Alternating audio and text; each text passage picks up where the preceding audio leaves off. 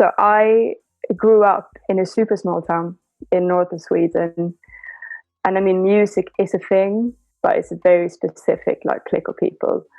And I was really lucky because my mom's a music teacher, my brother is a musician, and my dad is a big music fan. He's a great supporter.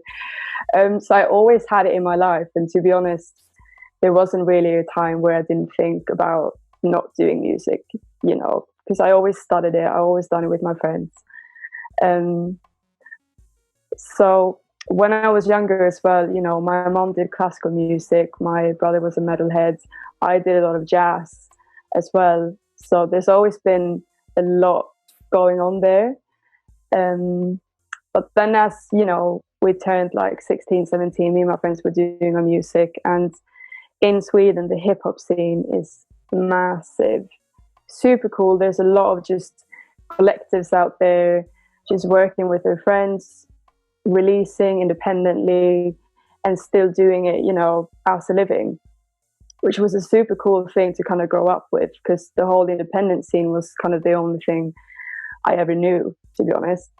So when I moved to the UK when I was 19, and to kind of have that, you know, have that with me, the whole sense of working as collective, working with friends, working independently, doing it DIY was really helpful for me to bring over to the UK, because the whole DIY scene over here is really growing as well. So there was a whole aspect of things going on.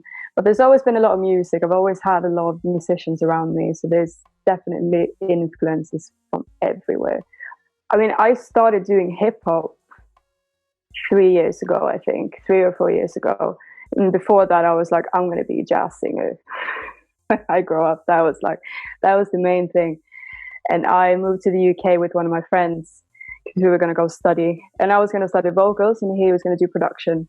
And we had never really done hip hop before that. You know, we listened to it and we knew what was going on, but we never really went into it. And when I started studying, I just started rapping a bit more, started really getting into the production side of it, just looking into beats, looking into music.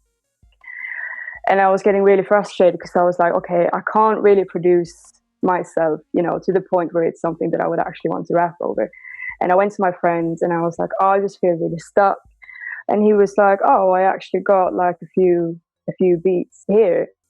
And he just showed me some of his stuff, and it was the most mind-blowing thing. I was like, are you literally saying that we've been super good friends for maybe 7 years now? We've both been here studying for 6 months, trying to find people to collaborate with, and we didn't even reach out to each other. And that was just super cool that he was there. He was my best friend, and we just realized, shit, we want to do the same thing. And obviously knowing each other really well just made it such a fun and cool experience.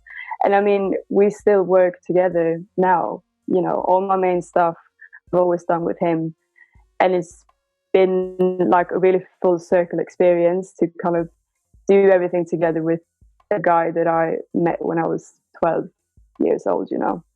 I mean, I met Small Village, we were like 13, I think, just going on 13. And we both really loved Paramore. So we really hit it off straight away.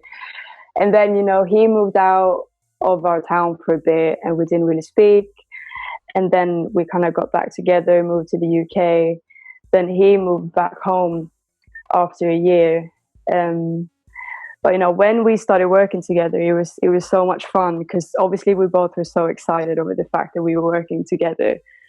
So we would just spend hours and hours and hours just doing songs from scratch, literally like creating everything like from my voice or something he had in his flat. Like it was a very creative situation, and it's always been like that. And we have a really just easy way of communicating as well. So even now, you know, I live in London and he lives back home.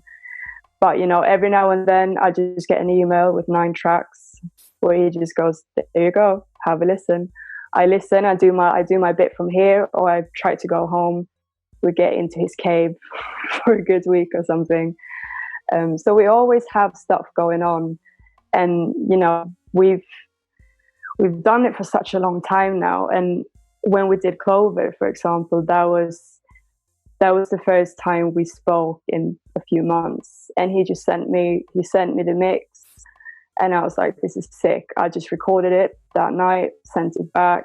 He sent it back to me. It was finished, and that was that.